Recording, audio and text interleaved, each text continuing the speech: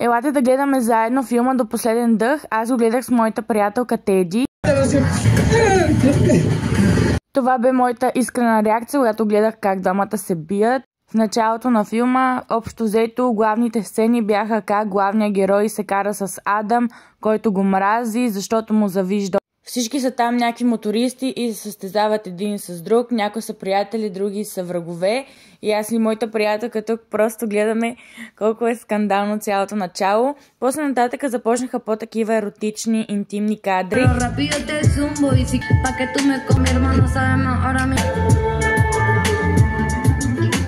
Главният герой си има доведена сестра, после пък тя се натиска с неговия враг Адам, после пък става манджа с грозде, защото и той се намира приятелка. Общо взето беше интересен филм, имаше еротика и вражди, нали, такива войни, ето пак сбиване, кадри.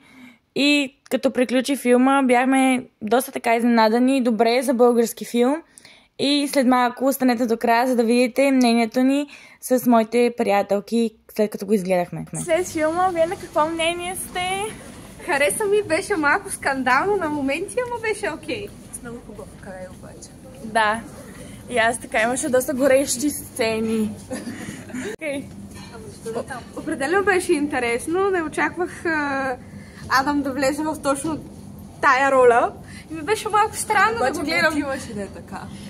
Да, изиграя добре. изиграя много добре, но ми беше много странно да го гледам като бияча и като злодей. Тя беше готова да го набие него.